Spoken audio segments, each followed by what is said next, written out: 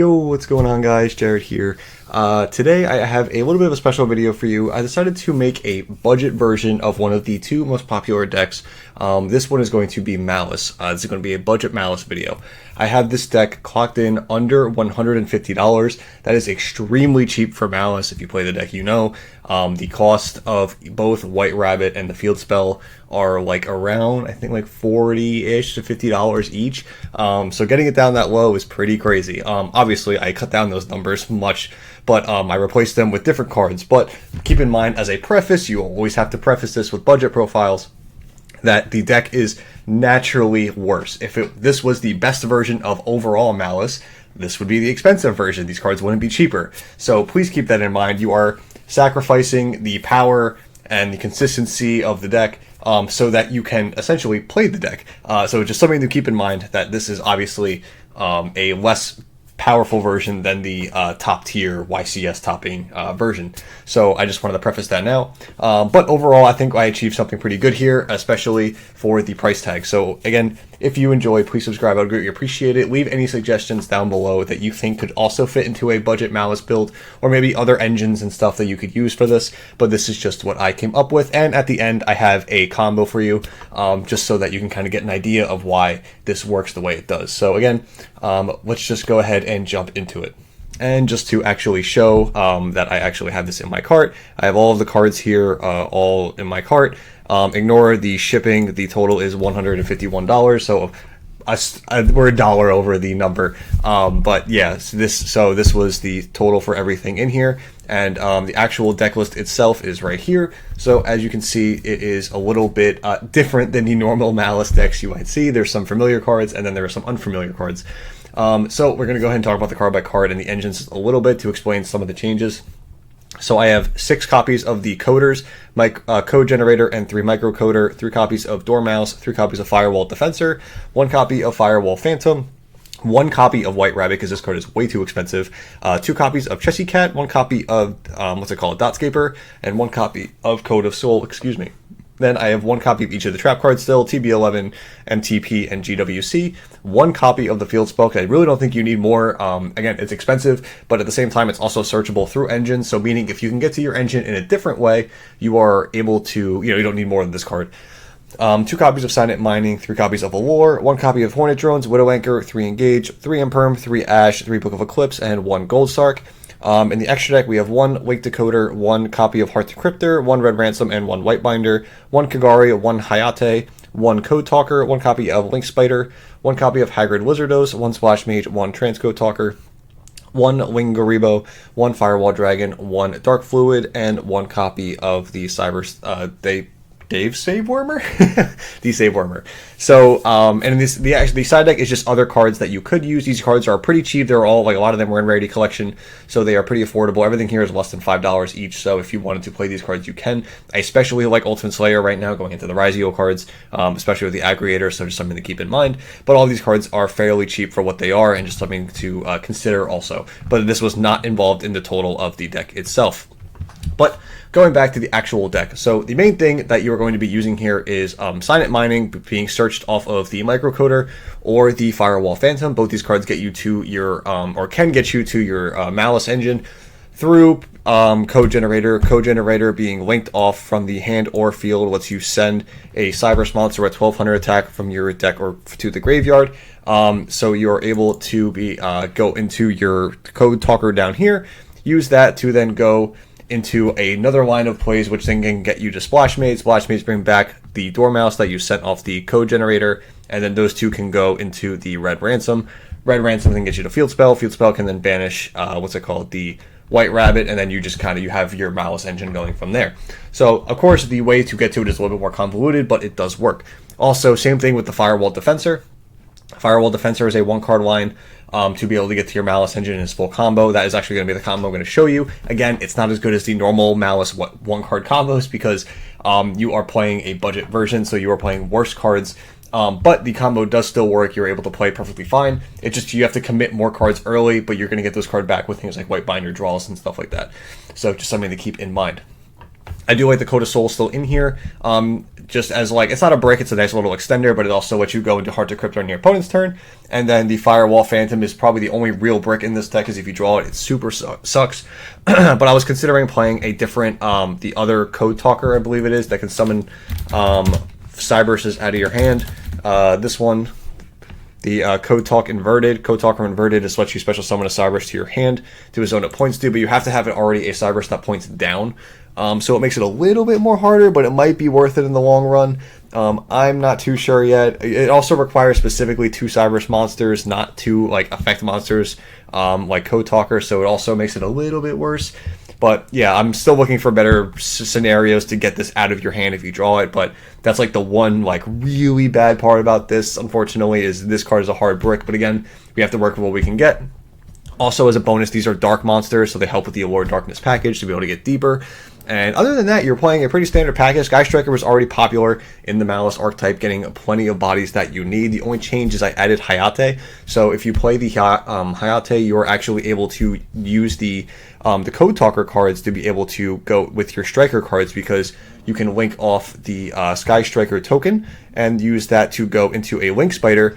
And then you can use the Link Spider plus one of these Code Talkers, because they're Cyberse, and this is a Cyberse, to then go into the Code Talker, and then the Code Talker can get you into either Signet Mining or dumping the Dormouse, and then you can play from there, because it gets you access to your the lines that you need to get to. So just something to keep in mind. I think that's really cool that I am enjoying. For the extra deck, other than the Hayate being weird, obviously the Code Talker being weird, everything else is pretty standard. I would say the only other thing is Transcode Talker. You have to use Transcode Talker because there's lines that I can show you, but it's a little convoluted, but you have to go through more extra deck to be able to get to your Maliss cards. So like there's some lines where you'll go like go into Splash Mage and you don't use the effect, you link off the Splash Mage with a code generator in your hand to go into Transcode. Use the code generator to then dump a Maliss card. Then you can use Transcode to get back the Splash Mage, and then the Splash Mage to get back the Dormouse, and then the Splash Mage and the Dormouse can go into your what's it called, Red Ransom, and then you can just play from there. So having the Transcode is really important here for this deck, and I really, really like it, so I would highly recommend it. And luckily, a lot of the cards are actually pretty cheap. I'm really surprised. Like, Allure just got reprinted. Signet Mining definitely has like 1 million reprints now, so that's really cheap. Book of Eclipse, of course, has been common. The hand traps are still a little bit pricey. Like, every Imprim's like $8. Ash Blossom's still like a $5 card, even with 1 million reprints. Dotscaper just got reprinted. Chassis Cat's not expensive. Code Soul's like a couple bucks. Dormouse, of course, is cheap. Both of the micro and code generators are really cheap. Engage even is really cheap from all the reprints that it's got. Widow Anchor gone up, and the Hornet Drones are both. Widow Anchor is like $8, and the Hornet Drones is like $2 to $3 right now. So there is a couple cards in here that have gone up in price, but Allure got reprinted. Gold Sark was very cheap. All of the Maliss like monsters are extremely cheap. Decoder's cheap. Nothing else in here was like really a lot of money. It was like only a select few cards. Even Firewall Dragon's only 10 cents. The only really expensive extra card, now that I'm looking at this, was the Neo Tempest Terahertz. That was like $10. But I think it's worth it for the M board, because you can go into this and then the trap card. You can still make the normal Maliss M board, and it's completely fine.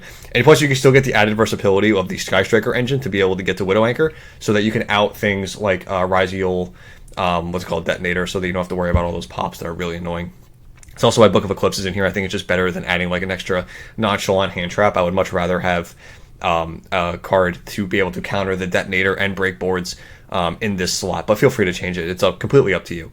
So this is the budget version. Oh, this card is also like $3 or $4. I got to say, Firewall Defensor is definitely $3 or $4. I completely skipped over for some reason, but hasn't been reprinted. It's an ultra rare. So if you do plan on playing a budget version, I would highly recommend these cards soon, because yeah, this is a $3 to $4 ultra rare and is only has one reprint. No reprint right now, just one printing in general, I should say. So yeah, so that is it for the actual profile. I want to show you guys the combo very quickly, and then I will let you be on your way. Yeah, so going into the actual combo, we just gotta move his hand. That's just the hand that I opened. So we're gonna have Defensor and like 3 extra cards. So we're going to normal summon the Firewall Defensor, and then we are going to link it off into a Lingaribo, use the Defensor's effect to get Phantom, and then Phantom and Lingaribo will go into Splash Mage, add our Signet Mining, and this is what I was talking about. You can use Signet Mining to be able to get Code Generator, and keep in mind the Firewall Phantom will discard another card as well when you add the Mining. From here, you can use Code Generator and Splash Mage to go into Transcode. Code Generator effect to dump the Maliss, and then use the transcode to get back the Splash Mage, and then you are able to use Splash Mage to get back the Dormouse, and then from here you are fully into your Maliss line. It is definitely a weird way to go into it, but you are able to do it. So realizing this was that we didn't use the Dormouse banish effect, so we can actually still get value off of this. This is something that's a little bit different than other lines would be doing. Usually you go Red Ransom first. You actually don't need to do it in this line. You can just go straight into White Binder, use White Binder to banish the Dormouse, and then use White Binder's other effect to get the trap. Then you can use Dormouse's effect to banish the White Rabbit, because you didn't use that either because it was negated from Splash Mage. Then you can get to White Rabbit and then White Rabbit effect to get to the other trap, GW6, which you can leave on the field because you don't want to use this fairly important part of interruption that you get to have. And then you can go into TB11, use TB11 to banish the White Binder, bring it back, and then summon out the Chessie Cat, and this Ash Blossom represents a draw from the White Binder. From here, you're able to use the Chessie Cat to go in the Link Decode, and then use those three to go into the Red Ransom to bring back the Link Decoder, and then get the Maliss and Underground. And then from here, we're able to link off those three to go into the Firewall Dragon, and then we are able to use banish the Decoder because you already used its effect this turn. Use the Maliss and Underground effect to banish the Red Ransom, bring back the Red Ransom, and then use that to banish Dotscaper. And then from here, we are able to link off those three to go into Hearts of Cryptor. Now, this looks like a weird M board, but on your opponent's turn, you can use the GW06 to bring back the White Binder, and then the White Binder banishing the Red Ransom and the White Rabbit and then the Chessie Cat, and you leave the Chessie Cat banished. And then you can use the White Rabbit to set the MTP07, and then you have a Firewall double bounce, the Hearts of Cryptor banish, the MTP07 banish as well. So yeah, you just have a lot going for you here. You have a lot going for you here. That's not even including, I didn't even use the Red Ransom effect to banish the Cybers from deck, so you also can get something like a Dormouse if you want, to keep that linked as well so that they can't be destroyed by card effects. I didn't even do that here. That was completely my fault. But yeah, the point is, you have a lot. There's a lot going for you here. And this is just one combo, and that's not even going to Terahertz as well. There's definitely a Terahertz line here if you want there to be. But again, I really like the Firewall Defensors as a budget option for Maliss. I think it fits the deck really well. And leads into the fact that it leads into the combos really helps that consistency problem that it would having for budget players, and especially that it's a dark for Allure is a huge thing, because it lets you get those normal summons out of your hand. If you have like Dormouse and Defensor, you can Allure, banish a Dormouse, and then still normal the Defensor and be completely fine.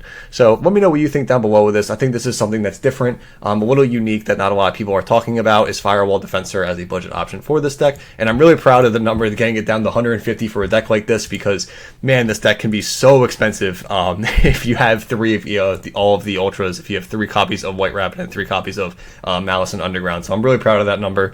But yeah, let me know what you think down below. Any recommendations that you have for it, feel free to tell everybody, because I'm really curious of other budget options and engines, because Cybers has so many avenues of play.